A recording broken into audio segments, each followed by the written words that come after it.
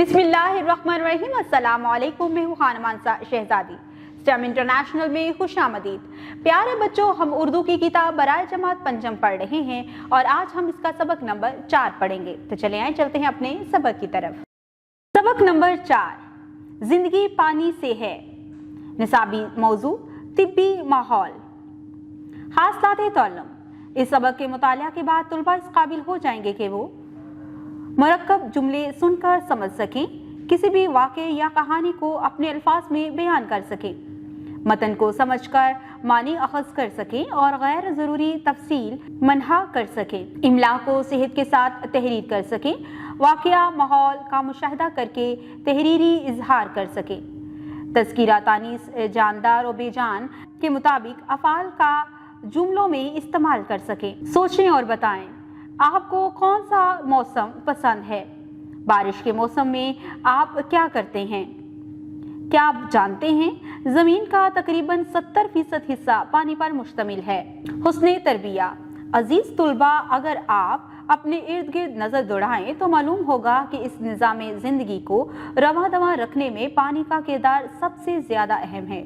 सोचें कि अगर एक दिन के लिए हमें पीने के लिए पानी ना मिले तो हमारी सेहत पर इसका क्या असर होगा। लेकिन ये बहुत तल्ख हकीकत है कि हमें पानी की अहमियत और कदर कीमत का कोई अंदाज़ा नहीं है, और यही वजह है कि हम में से ज़्यादातर लोग पानी को एक मुफ्त और बेकीमत चीज़ की तरह ज़ाया करते हैं। अल्लाह ताला की इस कीमती नेमत का दुरुस्त इस्तेमाल करना और इसे ज़ाया होने से बचाना हम सब का फ़र्ज़ है। इसके लिए हमें कुछ अमली तरीके भी अपनाना होंगे। मिसाल के तौर पर अपने गिलास में हमेशा इतना ही पानी डालें जितना पीना हो। घर में किसी जगह पानी ज़ाया हो रहा हो तो इसे नज़रअंदाज ना करें और फ़ौरन इसे रोकने का इंतज़ाम करें। दांत साफ करते वक्त पानी का नल बंद कर दिया करें और नहाते वक्त भी सिर्फ ज़रूरत के मुताबिक पानी इस्तेमाल करें। इस तरह के छोटे छोटे इक़दामात से बहुत सा पानी ज़ाया होने से बचाया जा सकता है। ज़िंदगी पानी से है। ख़ास अल्फाज: कुएँ, चहचहाहट, महक, सन्नाटा, सिसकी, मुयस्सर, सेरा। ये आज से हज़ारों बरस पहले की बात है कि दुनिया में ज़बरदस्त कहत पड़ा। कुएं, तालाब और नहरें सब खुश्क हो गए। तेज़ धूप से फसलें जलकर ख़राब हो गईं। लाखों जानवर प्यास से तड़प तड़प कर मर गए। बाग वीरानों में बदल गए। एक सुबह जब एक बच्ची सीमा अपनी सहेलियों के साथ बाग में आई तो उसने देखा कि बाग में हर तरफ सन्नाटा छाया है। न चिड़ियों की चहचहाहट सुनाई देती है और ना ही भंवरों और शहद की मक्खियों की भिनभिनाहट। आज बाग में फूलों की महक भी नहीं थी। गुलाब के पौधे भी उदास लग रहे थे। सीमा ने गुलाब से पूछा, फूलों के बादशाह, आज तुम इतने उदास क्यों हो? गुलाब ने सिसकी भर कर कहा, प्यारी सीमा, तुम तो जानती हो कि पानी हमारी जिंदगी है।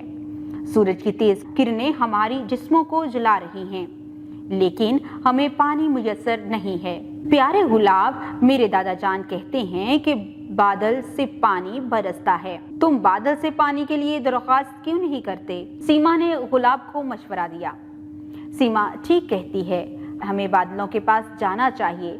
बाग के सारे फूल और परिंदों ने यकजुबां होकर कहा। उसी दिन दोपहर के वक्त नन्ही सीमा गुलाब, चंबेली, गुलेलाला, गेंदा और चंबा के साथ अपने दोस्त उकाब पर सवार होकर बादलों पर जा पहुंची। प्यारे बादल, अगर आप बाग के फूलों और पौधों पर पानी बरसा दें तो हम आपके बहुत शुक्रगुजार होंगे। अगर आपने ऐसा ना किया तो सब फूल मर जाएंगे। सीमा ने बादल से कहा, मेरे पास पानी नहीं है फूलों के लिए। बादल ने बेरुखी से मुंह फेरते हुए कहा।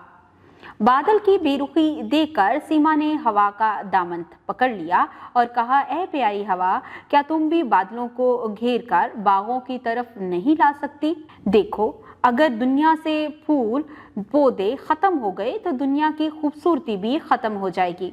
हवा ने लापरवाही से कहा, अगर सारे फूल मर भी गए तो दुनिया का कौन सा काम रुक जाएगा?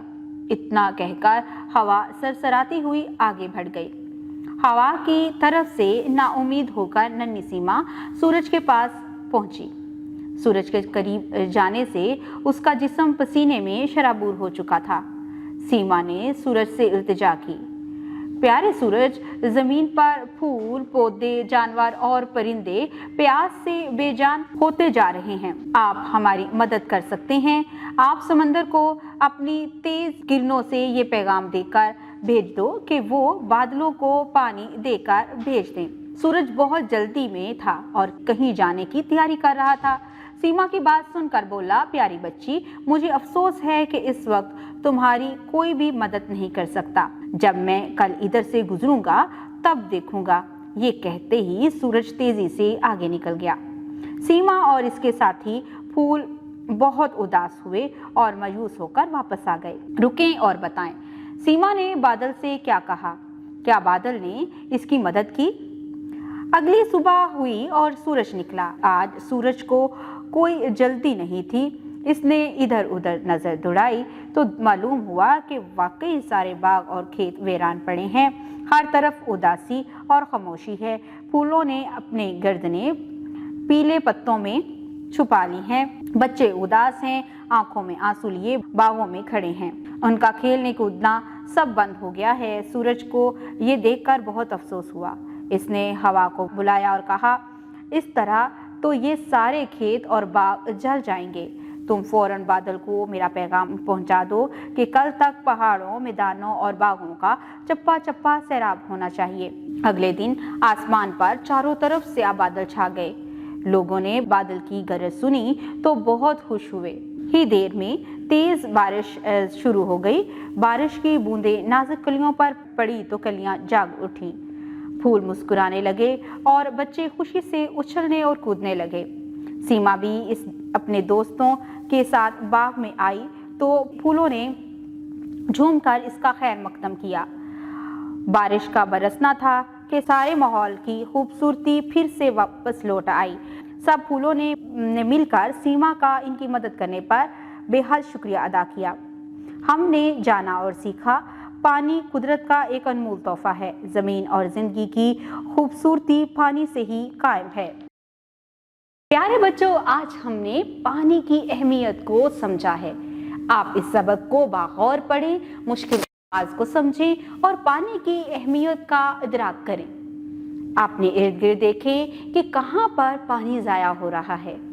अगर आप भी सुबह ब्रश करते हुए या हाथ मुंह धोते हुए पानी का नल खुला छोड़ देते हैं तो उसको रोक दें। इसके साथ ही साथ जब पानी पीना हो तो ग्लास में उतना ही पानी डालें जितना आप आसानी से पी सकते हैं, ताकि पानी ज़ाया ना हो। उम्मीद करती हूँ आज के वीडियो से आपने बहुत कुछ सीखा होगा। मज़ीद सीखने और जानने के लिए हमारे साथ रहिएगा। मिलते हैं अगले वीडियो में, तब तक के लिए खुदा हाफिज़।